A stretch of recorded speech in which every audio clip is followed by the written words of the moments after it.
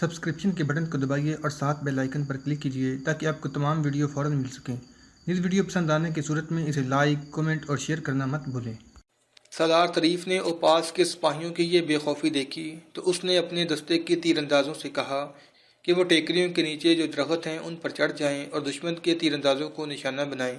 مسلمان تیر انداز درختوں پر چڑھنے لگے تو چند ایک دشمن کے تیروں سے زخمی ہو کر گرے، باقی تیر انداز درختوں پر جا کر ٹیکریوں پر تیر پھینکنے لگے۔ جزیرے کے تیر انداز بھاگنے لگے لیکن ٹیکریاں سواروں کے نرغے میں تھیں، ان میں کوئی بھی زندہ نہ بھاگ سکا۔ جزیرے کی باقی فوج حملہ آوروں کے مقابلے کے لیے تیار تھی۔ سالار طریف نے اپنے گھڑ سواروں کو ٹیکریوں کے پیچھے چھپا کر ان کے کمانداروں کو ایک اشارہ بتایا اور کچھ ہدایات دی۔ دونوں فوجوں کا تصادم ہوا، اندلس کی فوج جلدی منہ موڑنے لگی۔ سالار طریف نے اپنے چھپے ہوئے سواروں کو اشارہ دے دیا۔ سوار بہت تیزی سے ٹیکریوں کے پیچھے سے نکلے اور سرپٹ گھوڑے دوڑاتے دشمن کے عقب میں چلے گئے۔ دشمن کے لیے یہ چال غیر متوقع تھی۔ سواروں نے عقب سے حملہ کر دیا اور جزیرے کی فوج کا قتل عام ہونے لگا۔ مارکا جلدی ہی ختم ہو گیا۔ اس جزیرے کا نام بدل کر جزیرۃ الخضرا رکھ دیا گیا۔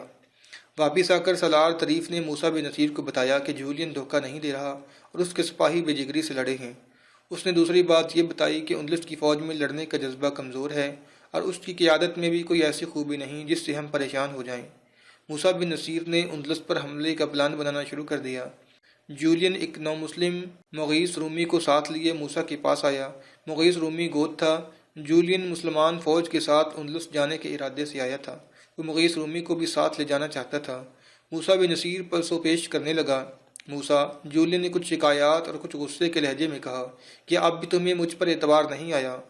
مجھے کچھ ایسا ہی شک تھا۔ میں تم پر اپنا اعتماد پختہ کرنے کا ایک اور ذریعہ ساتھ لایا ہوں۔ وہ اٹھ کر باہر چلا گیا۔ اس کے ساتھ سیوستا سے خاصا بڑا قافلہ آیا تھا جس میں اس کے ملازم تھے، محافظ تھے، فوجی اور شہری مشیر تھے، اور اس قافلے میں عورتیں بھی تھیں۔ جولین واپس موسیٰ کے کمرے میں آیا تو اس کے ساتھ تو بڑی ہی خوبصورت لڑکیاں تھیں۔ ان کا حسن غیر معمولی تھا۔ ان کے بدن مسحور کر دینے والی کشش والے تھے۔ یہ میری بیٹیاں ہیں، جولین نے کہا۔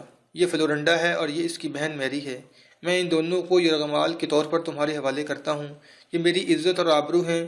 فلورنڈا میری وہ بیٹی ہے جس کے لیے میں نے اپنے ایک طاقتور اور پرانے دوست کو دشمن اور ایک پرانے دشمن کو دوست بنا لیا ہے۔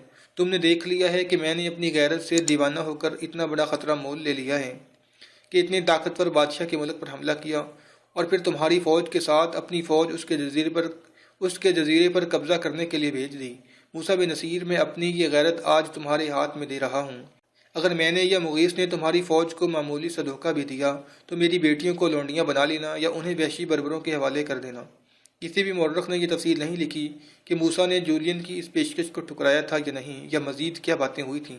تاریخ میں یہی آیا ہے کہ جولین نے اپنی دونوں بیٹیاں یرغمال میں دے دی تھیں، لیکن شاید موسیٰ نے یہ بات قبول نہ کی۔ جولین نے دوسری پیشکش یہ کی تھی کہ وہ اپنی تمام فوج موسیٰ کی فوج کے ساتھ اندلس بھیجے گا۔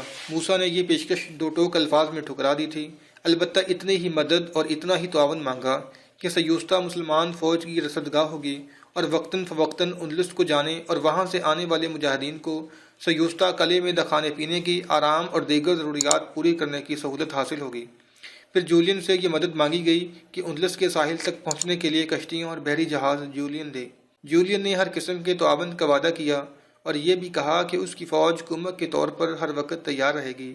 موسیٰ بن نصیر نے اسی روز خلیفہ ولید بن عبد الملک کے نام ایک پیغام لکھوا کر قاصد کے ہاتھ دمشق بھجوا دیا۔ خلیفہ اندلس پر حملے کی اجازت تو پہلے ہی دے چکا تھا، لیکن موسیٰ دور اندیش آدمی تھا۔ اس نے دیگر باتوں کے علاوہ خلیفہ کو لکھا، اندلس پر فوج کشی کی ایک بار پھر اجازت لینے میں وقت ضائع کرنا مجھے مناسب نہیں لگا، لیکن آپ نے ہندوستان میں جو لشکر بھیجا ہے اس کی ضروریات ایسی صورت پیدا کر سکتی ہیں کہ میں اندلس کی مہم ملتوی کر دوں۔ ہو سکتا ہے دو محاذ آپ کے لیے دشواریاں اور ایسے مسائل پیدا کر دیں کہ دونوں محاذ کمزور ہو جائیں یا دونوں میں سے ایک کمزور ہو جائے۔ خلیفہ ولید نے نہایت حوصلہ افزا جواب دیا۔ اس نے لکھا کہ اللہ کا نام لو اور تمام تیاریاں مکمل کر کے لشکر کو روانہ کر دو۔ سالار کا انتخاب سوچ سمجھ کر کرنا۔ سالار کا انتخاب ایک مسئلہ تھا۔ موسیٰ کچھ وجوہات کی بنا پر سالار طریف کو سالار اعلیٰ نہیں بنانا چاہتا تھا۔ ایک وجہ یہ تھی کہ فوج کی نفری تقریباً 100% بربر تھی۔ موسیٰ نے سوچا تھا کہ سالار اعلیٰ بربری ہو اور عربی سالار اس کے ماتحت ہوں۔